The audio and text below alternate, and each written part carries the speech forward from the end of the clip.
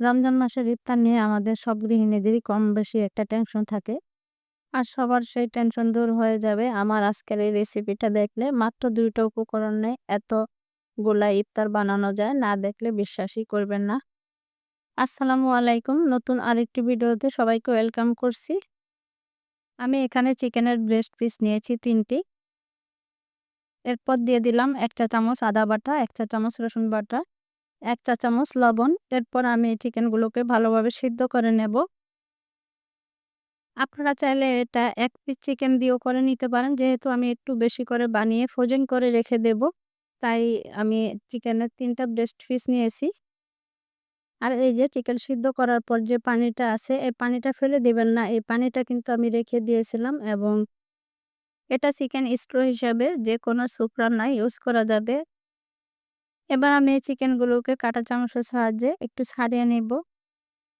এখানে আমি ৪ টা আলু সিদ্ধ করে নিয়েছি। এখন আমি আলুগুলোকে ম্যাশ করে নেব।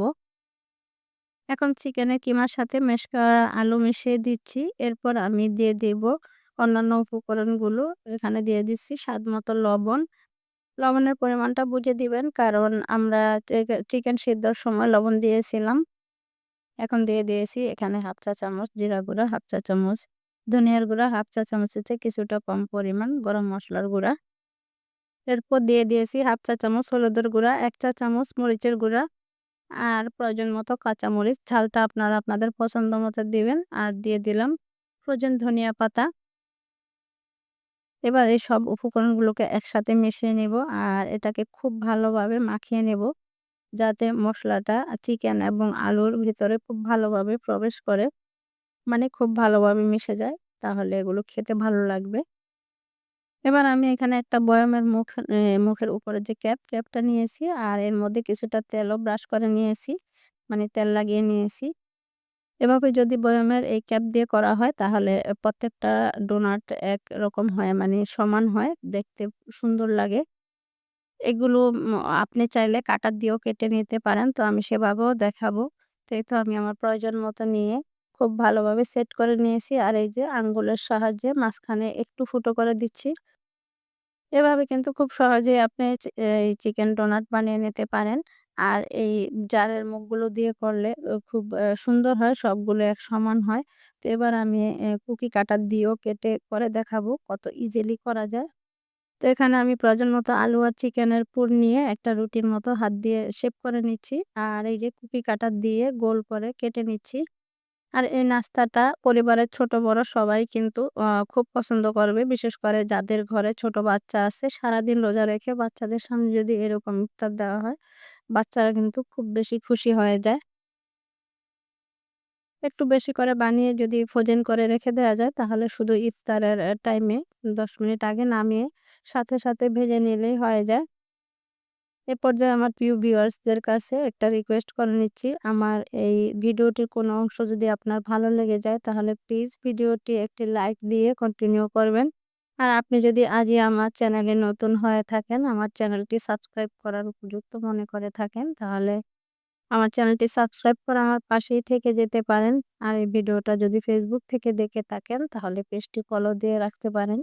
আর এই কাজটির কোনো একটিও যদি আপনি করে দিয়ে থাকেন তাহলে আপনাকে অসংখ্য ধন্যবাদ।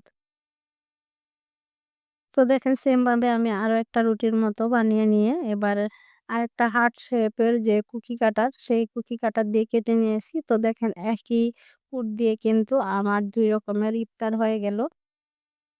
এবার আমি এগুলোকে ক্রাম্ব কোটিং করে নেব। আর এইজন্য এখানে আমি নিয়ে নিয়েছি 1/3 কাপ পরিমাণ ময়দা, টেস্ট মতো লবণ আর খুব সামান্য পরিমাণ জিরার গুঁড়া, ধনিয়ার গুঁড়া আর গরম মসলার গুঁড়া।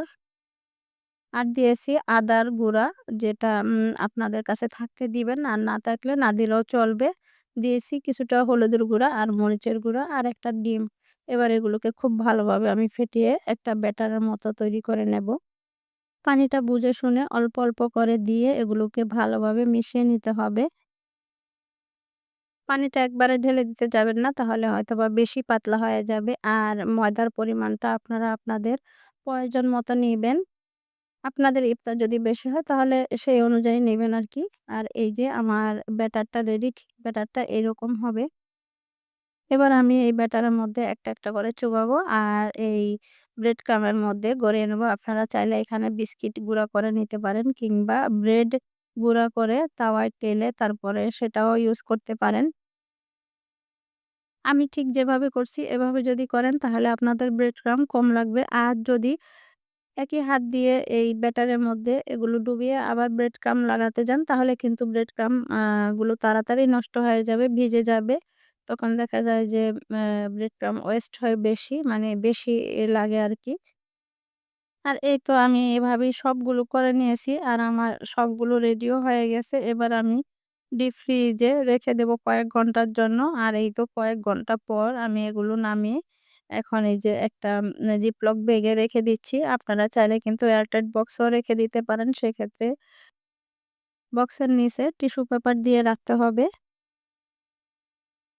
এভাবে আপনারা একদিন একটু বেশি করে বানিয়ে ফ্রোজেন করে রেখে দিতে পারেন পুরো রোজার মাসের জন্য। আর তাহলে কিন্তু আপনি একদম টেনশন ফ্রি থাকতে পারেন। ভিডিওটা একটু বেশি বড় হয়ে যাচ্ছে তাই আর ডিটেইলস এ আপনাদের সঙ্গে ভাজার রেসিপিটা শেয়ার করলাম না। তো দেখে হয়তো বুঝতে পেরেছেন যে এগুলো ভাজার পর দেখতে কতটা সুন্দর হয়। আজকের মতো এখানেই বিদায় নিচ্ছি। দেখা হবে নতুন কোনো ভিডিও নিয়ে। আল্লাহ হাফেজ। আসসালামু আলাইকুম।